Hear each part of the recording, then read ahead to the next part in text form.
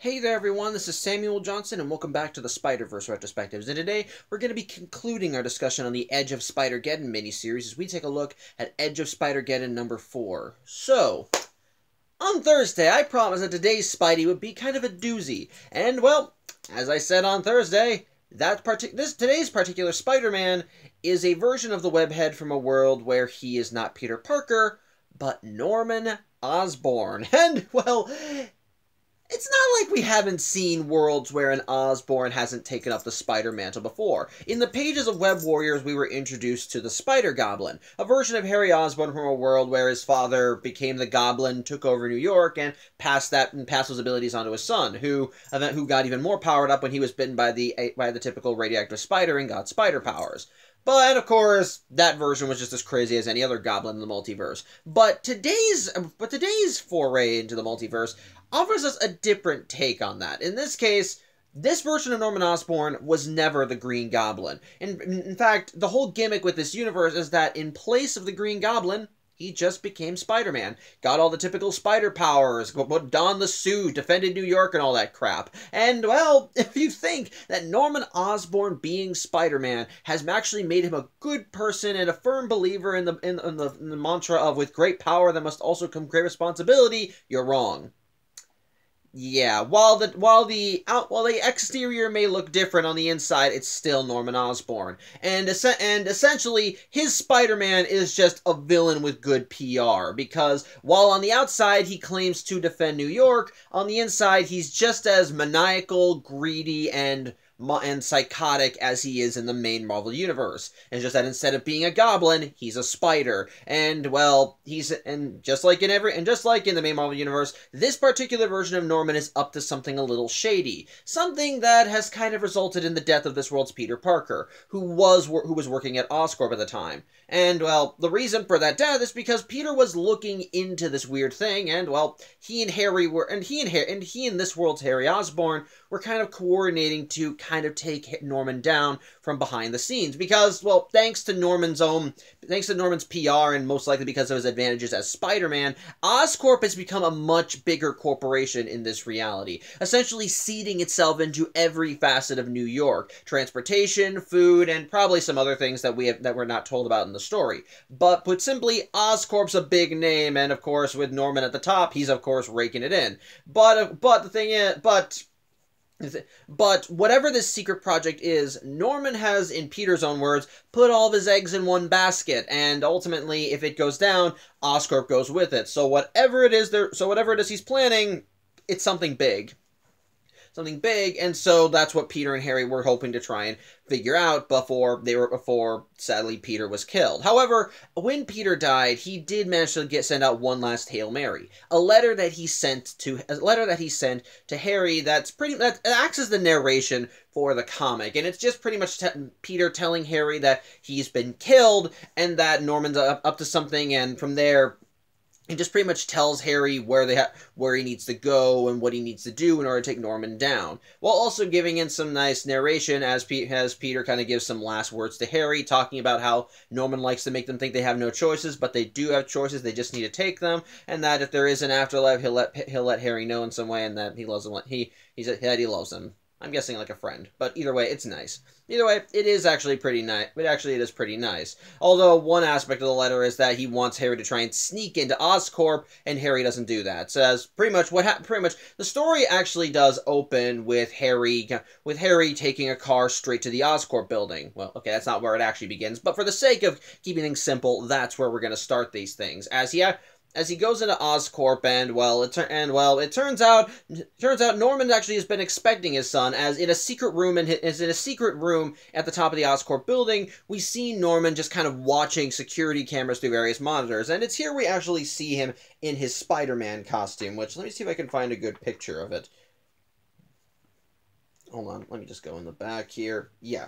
This is Norman's Spider-Man costume, which I don't really know how to feel about this costume. I don't hate it, but I don't love it either. It's kind of it doesn't feel like a standard Spider-Man costume, and you can kind of see the Osborn influence in there, but it's also very different from what you would expect a Spider-Man costume to do. Like, it has enough of the similar motifs in it, like with the big red spider and kind of mix of the red and dark blue. So although you could easily say the blue is actually black, but at the same time, it's clear that this is not the typical Spider-Man that we're familiar with. As the helmet looks completely different from what you would expect. The eyes don't look like the typical teardrop eye holes that you see from Spider-Man, and of course, as you just saw from there, he has 6 arms, which could either be a side effect of his spider powers, or Norman could have been experimenting on himself. I wouldn't put it past him if he did. The point is, while there are enough motifs in the costume to make him look close enough to a Spider-Man so you can tell that's who he's supposed to be, there's also enough different in there so that he's kind of his own thing, which again kind of makes sense considering that Norman is the one that's been utilizing the spider powers in this universe. So whatever. My point is, either way, back to the plot summary. Norman notices Harry coming in, and it turns out that when Harry came, that Norman pretty much told the security that if his son appeared at Oscorp to just bring him to him. As such, security ends up ambushing Harry in the lobby, pats him down, and brings him to an elevator. And as such, once they get inside the elevator, the head security officer ends up pulling out a key and ends up unlocking the elevator and brings them to a secret top floor. Which the instant they get it in. But, however, as they're going up, well, it turns out Harry kind of had a backup for this. Because while Peter may have warned Harry to not just waltz in the front door, well, I guess Harry felt this is the most efficient solution, as before security can even anticipate anything, he reaches into his jacket and pulls out stun guns that he immediately uses to dispatch 2 of the security officers before he engages the third one with a brass knuckle, knocking him out. As such, once the elevator reaches its destination, Harry just walks out and throws off his jacket because he was wearing a business suit. And from there, he starts sneaking around. He just kind of starts sneaking around Oscorp before he manages to go to, I guess, either a shower room, a radiation shower room probably, and then sneaks in through a floor panel, which manages to shake off any security that was after him. As such, Norman, of course, can see all this right away and knows that Harry's clearly up to something, but he doesn't know what yet. Although, as he begins contemplating, he does think that he may know where he's going. As such, through I'm guessing a communication piece, Norman tells the security officer to just kind of keep his eyes open, and so Norman ends up putting on his Spidey helmet and then goes off to hopefully intercept Harry. In the meantime, we see Harry kind of going through the ducts of Oscorp, and it turns out that he's actually looking for something. As it turns out, Peter left him a little gift, and that little gift is a goblin costume. Yeah, essentially Harry's going to be the rough equivalent of the Green Goblin in this universe. And in this case, the suit is actually something that Peter especially made for him to take down whatever Norman's big project is. As such, Harry takes the costume and suits up and does manage to make his way to where the grand experiment is that Norman was working on, and the instant Harry sees it, he's kind of shocked, though that shock doesn't last very long before Norman shows up, because yeah, he knew that this is where Harry was going. As such, Harry asks what the hell this thing is, and we soon see exactly what it is that Norman's secret project is. And I'm going to see if I can find the panel as well, because it actually is kind of a trippy sight. Yes, here it is. This is what Harry sees, and this little thing is Norman's little pet project. You see what this thing is a broken cosmic cube. Now, if you know about the Marvel Universe, then you know how the cosmic cube is supposed to be this all-powerful device that, if utilized correctly, can pretty much alter the very fabric of reality as we know it. And, well, Norman's managed to get his hands on this one. Only, as I said, it's broken. So really, at this moment, they can't fully utilize its powers, and in Norman's own words, it's like essentially a window into alternate timelines and parallel universes, which, as you saw from that page, it's actually showing brief glimpses of the main Marvel Universe, specifically how, in that reality, Peter became Spider-Man and Norman was supposed to be the Green Goblin, which even Harry's just kind of baffled by. Although, none of that really matters in the context of this universe, because ultimately, what Norman's end goal here is, he wants to tap into the power of the cosmic cube to, as Peter says in his letter, create a time bungee, so to speak, which will allow him to just jump into the time stream and into alternate timelines and just do whatever the hell he wants. And of course, well, Harry's not going to stand for this, as he decides, no, I'm not going to let you do this, Dad, before he pulls out these little hover discs for the suit and immediately decides to start engaging his father in combat, which, unfortunately, is a little one-sided. I'm assuming that because Norman's had more experience as Spider-Man versus Harry, who just got this battle suit, he kind of fares better. And while Harry isn't like completely useless in a fight, as we saw him take out the security team and actually show some good espionage tactics as he managed to sneak around Oscorp, again, lack of experience versus actual experience. Pretty much, it's a one-sided fight, and just as such, regardless of the firepower Harry has on him, Norman just beats the ever-loving shit out of his son, even kind of giving his own twisted version of a great power must also come great responsibility, as that's a mantra even Peter repeated in this timeline, but Norman says that with great responsibility comes great sacrifice, before he finally just beats his son or he just beats his son so hard that his helmet flies off, and he ends up kind of breaking his face, with Harry getting a black eye and some busted up teeth. However, and as such, Norman kind of taunts his son, saying, "Do you really think if you came here that you could stop me?" But Harry then tells him, "No, I didn't come here to stop you. I'm not here to save the universe or some crap. I'm here because you killed my friend." And so, as a last hurrah, he kicks Norman in the crotch, which apparently does nothing, and then he shoots his laser at him. And misses, seeming to fly over his shoulder, with even Norman like, that dramatic moment would have been a lot better if you hadn't missed. Before he quickly realizes that Harry wasn't aiming at him. Before Norman turns around, he's horrified, as Harry manages to destroy the broken cosmic cube, which... yeah, as the cosmic cube starts to break apart, it starts causing a chain reaction, which, as reality itself seems to come unraveled around it, as we see from Norman's perspective, as we see him kind of repeated across the universe, as his after images now look like alternate versions of himself, as everything's just going haywire. But in the midst of the chaos, Harry looks up into the center of it and just sees him and Peter just hanging out and being pals. It's honestly really nice, as even Harry, as the last words that we hear from Harry saying, "I love you too, nerd." As, well, the top of Oscorp just seems to be caught up in this massive explosion, as time and space just seem to go down the toilet up there. I mean, we learn from later comics that this doesn't destroy the universe, and Oscorp does recover from this, but yeah, big blow. Or at the very least, it should be. Because you see, because Norman was caught in the midst of that blast, he was sent hurtling into the multiverse. And, well, the next scene we see of Norman is him essentially just resting in the middle of this giant web. Most likely meant to be a larger personification of the web of life and destiny. As in different skeins of the web, you can see portals and gateways to all other realities. And Norman just looks at all this and just starts laughing as he starts congratulating Harry, who I guess is either dead or flung to some other timeline. But the point is, he starts thanking his son, telling him about how, after so many disappointing birthday and Father's Day gifts, Harry finally gave him exactly what he wanted. Although, unfortunately for the good Mr. Osborn, he doesn't get a chance to enjoy it, because before he can take advantage of his situation, a web line flies out of nowhere and snags him in the back. And the source of that web line is Hobie Brown, aka Spider-Punk, who is poking out from one of the portals and lets Norman know that, hey, you don't want to get stuck in here, come on, as he begins pulling him into that one, and Norman just looks shocked as the last words he says are, "No," before he's pulled into the portal. And thus, that's where the comic ends. So, yeah.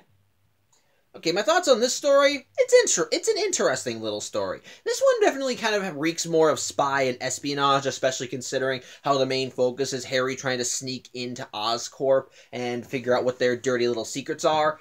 But anyway, I think it's a pretty good one. I like kind of the undertone of, I like the kind of the spy thriller edge we have in this story. Like, there's kind of some tension throughout the whole comic, especially since the whole thing is Harry sneaking into Oscorp to try and figure out what his dad is doing. And considering that the whole premise of this world is that Norman has kind of seeded all of Oscorp's assets into every part of New York, it essentially makes you feel like that you're an ant against a giant. And that kind of pressure really does kind of really keep you a little on edge throughout the story. Even as Harry manages to manages to overpower Norman's security and outmaneuver them, it still makes you feel like that just that something just isn't right. That there's just something lurking behind the scenes that just doesn't make sense. And with the first shot we see of Spider Norman, as I'm gonna call him, it definitely makes you feel like that he's essentially Big Brother and that he has eyes everywhere. And with the realization that as this world's Spider-Man and head of Oscorp, he essentially has his hands in literally every facet and is considered well-respected, it makes you kind of afraid of him. Because while he's ultimately still just one man, as, well, spider powers can't get you everything, it still makes you afraid of what he can do, of what he's capable of doing. And as you continue going through the story, despite the fact that he's just kind of resting in the background, the fact that his body is mostly cloaked in shadow, you don't really see him from the front very often, and just how dark his costume is, it really makes you feel like that he's just watching everything and just waiting for his opportunity to strike. And it really is kind of chilling. And on top of that, kind of going back to how his costume looked, because it looks so radically dark and alien and weird, it definitely gives you an ominous presence when he's around. I'm guessing that that's part of the reason why he made it the way he did, so that he can kind of inspire that fear. By having his costume be mostly black with only like these kind of bright red parts of it, it almost makes you, I think it kind of would allow him to blend into the shadows, and then when he lights up the red, it makes you realize he's there, and by the time you realize it, you're kind of too late. And that's kind of what we see in the story as we see that he's managed to snuck his way through Oscorp to where the damaged cosmic cube is, exactly where Harry is.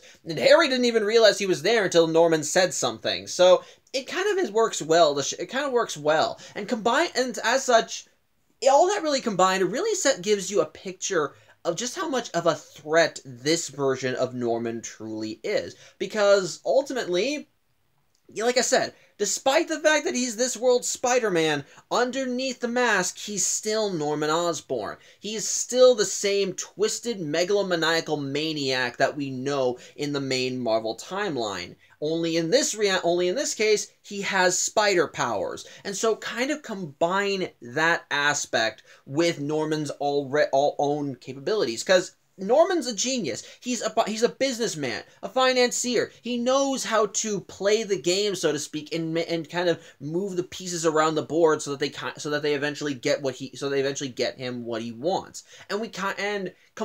So kind of combining those two aspects together, and you have a force to be reckoned with, something to be feared. Especially in the case of Norman, as like I said, it's implied that it's kind of showcased somewhat that because he's this world's Spider-Man and that the public sees him as the defender of New York, he can pretty much just do whatever he wants and then cover it up, and no one will suspect him because, hey, it's Spider-Man! He saves people! He shoots his webs, does the flips, he's a good guy, he's fine! So, of course, no one will be looking at him. It's a good PR, and it's a great cover! Just acting the hero in public, only in private to be doing something twisted for your own gains, and in his own mind, is justified because, hey, he's Norman frickin' Osborn. If it's for him, it's for the good of the world. And that mindset kind of is showcased in later comics because, yeah, we will be seeing him again in the Spider-Geddon storyline. So it is definitely kind of a creepy. So it definitely really gives you an impression of just how stacked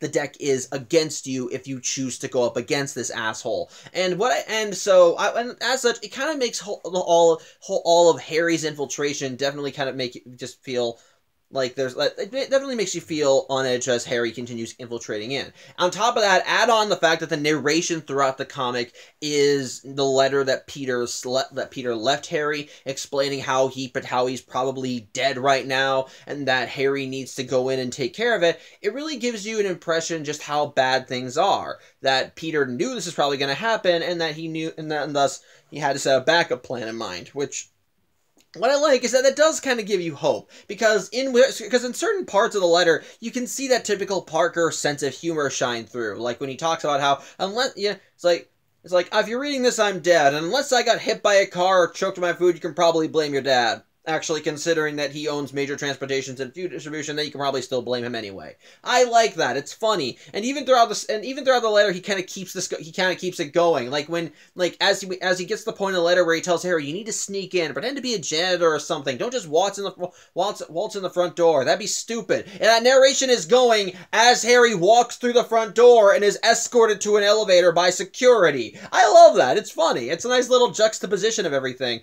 And what I kind of like is that you can really feel that spirit from going in, just kind of working its way through the story, about how, despite how insurmountable the odds are for Harry to take down his dad, there's still a sense of hope, because you see Harry just making his way more and more, just slithering his way more and more into the center of everything, finding the goblin gear that Peter left for him. Sorry, I think I spit on the camera. No, ultimately making his way to the center and having his final confrontation with his dad. It definitely kind of raises the tension, and I will give credit where it's due. The whole idea of Norman trying to take advantage of the cosmic cube definitely is is very trippy, especially when the first thing you see of the broken cosmic cube is how it's showcasing glimpses into other worlds, and of course those worlds are the familiar ones, which I love because in a way it shows Norman that, oh, in another world Peter would have been Spider-Man. Okay, that's neat.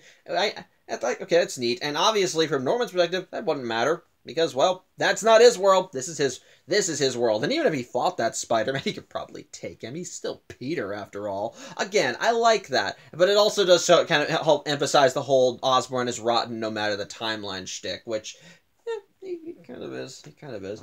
So, again, I dig it. I dig it. I do like that. I also kind of like the juxtaposition between Norman and Harry, because kind of going off how Norman's costume is more dark, kind of showcasing how kind of in the shadows he is, and how secretive and how twisted how twisted he truly is as a person. To kind of offshoot that, we have Harry's goblin costume, which, despite the fact that he's essentially supposed to be this world, that Harry's now essentially this world's version of the Green Goblin, that costume ain't green. It's a white costume with pink outlines. It definitely feels like it's meant to be the antithesis to Norman's costume, which I like, because in most continuities, the Green Goblin is meant to be Spider-Man's greatest enemy. And so the idea of having this world's goblin be kind of be this antithesis to Spider-Man, be the antithesis to Spider-Man in costume design by essentially being light to Norman's dark. I like that. I like that. It's cool. I like the design for it. It definitely feels more like more of a tactical suit, not like the traditional supervillain costume that you would see the Green Goblin wear in most of their continuities. It definitely just feels more like body armor with a goblin motif. So I dig it. It's cool. It's cool, and the finale I think is actually really nice. While it feels a little rushed, especially in the battle between Harry and Norman, as again it's just a curb stomp between Norman as Norman just beats his son into a pulp. At the very least, does still have that triumphant feeling as Harry manages to get one over on his dad and destroy the cosmic cube. I like that. It's nice, and having the final thing with Harry seeing an image of him and Peter just hanging out. It's nice, although the ending definitely kind of leaves a sour taste in your mouth, knowing that what Harry did essentially helped his dad achieve what he wanted. Though, thankfully, that victory is a little tainted for Norman when the last thing you see is him being pulled into a portal by Spider-Punk, who's there to recruit him for the Spider Army. So, I kind of like that. I do like that. So, on the whole, I find this to be an interesting story. It's got an interesting idea with having Norman Osborn and Spider-Man and the implications of that, especially considering Norman's own natural abilities when he's not Spider-Man. I like the tension throughout, as you can feel the stakes stacked again, as you can feel the stakes kind of raised, and just show how much the deck is stacked against our heroes. I love the bit of espionage. I like the mystery. I love the reveal of Harry versus his dad, and how one's the spider, one's the goblin. I like the stuff with the cosmic cube. I like the finale. I like the emotions running through, especially when Harry sees the image of him and Peter just hanging out and just chilling. And I especially like the finale because that's a nice little bit of bait and switch, as it looks like that Norman's got exactly what he wanted before it's all ripped away from him as he's pulled into this big event where the Spideys of the multiverse have to band together again. I like that. It's nice. So, yeah. But with that, ultimately, Yeah, I think we're done with Edge of Spider-Geddon. And like with the other Edge of series, I should probably just list all these issues that I should probably list my favorite issues. If I have to, again, at the top of the list, I would put Edge of Spider-Geddon number 3 with Spider-Pete and Spider-Ben. As well, that story may have had a few structural problems here and there, especially with how it kind of jumped forward a little bit at a time. I think its emotional heart was very interesting and definitely made it more, and definitely kind of made it strong. Definitely kind of made it stronger and made up for its shortcomings. I loved the dynamic between Peter and Ben in that reality. I loved the idea of having them both be back-to-back, just be a duo of crime fighters, helping and supporting one another, and just doing their best to do, and just fight and just doing everything they can. And in the end, while sometimes they may they may do things that are a bit out there, like with Ben and how he kind of almost let himself get control, at the end, it's heartwarming to know that they still have each other's back, especially when Ben assures Peter that if there's ever a chance that he kind of goes off the deep end, he knows that Peter will be there to pull him back. It's nice, and I dig it. I dig it. In second place, I think I would put Hope. In second place, I think I would put Hope. I would put either this issue or Spider-Punk. I'd probably put them both kind of at a tie with each other because both of them have their own. Actually, you know what? I'll put issue 4 as my second favorite because it's an interesting idea with showcasing Spider-Norman and showcasing a world where we see what could have happened if Norman Osborn had been Spider-Man and the implications that could come with that, especially considering Norman's own capabilities. It makes for a very dark and kind of admittedly a little disturbing world if when you stop and think about it. And I love the way it continues, and I love the way the story progresses and kind of builds up to whatever Norman's doing, perfectly establishing just how much of a monster this Norman truly is, while ultimately hinting at what his greater goal is. So again, I dig it. From there, we get to third place with the Spider-Punk story, which I think was just a hell of a lot of fun. Kind of doing a nice job at building up more on what we established with Spider-Punk from his previous appearances, while also kind of delving a little into the realm of parody with how his world operates, like with having the villain of the comic be Kang the Conglomerator, having the representatives of Annihilus be surfer dudes, to having the fucking Hulk be triggered by listening to this hard rock album. It's honestly really, it delves into the silly and surreal, but also has some good emotional bits and world building that I do think make it worth reading, and just overall have it be a fun time. And sadly, in last place, we have Edge of Spider-Verse number 2. Though thankfully, it's mostly just because of how the story. It's mostly just because the story feels a little too fast-paced for its own good. On its own, though, I do think that Edge of Spider-Geddon number 2 is honestly still good. Again, I'm putting it at the bottom by default. It's not like I hate it. No. It's not like with Edge of Spider-Verse number 3 where I feel like it's half of a good idea. No, there is still a lot to like in Edge of Spider-Geddon number 2. Like with Edge of Spider-Geddon number 1, it does a good bit of world building, except with Penny. It builds on the foundation that was built in Edge of Spider-Verse number 5, and likewise it was still cool to see more of this, how this world operates, how the characters grow, and seeing this world's versions of certain characters and villains, like with Morbius and Venom. So on the whole, yeah. While it may be at the bottom of the list, I still think it's good. But on the whole, like with the other Edge of series, I think this is still a fun time. It's still nice to peek into these other worlds and see these different takes on the tale of Spider-Man, how things could have gone differently, how elements stay the same across realities, and on the whole, it's still a fun time, and I think it's still a good way of drawing the view of the readers in and make them want to check out Spider-Geddon. So, yeah, good stuff. I enjoyed it, so yeah.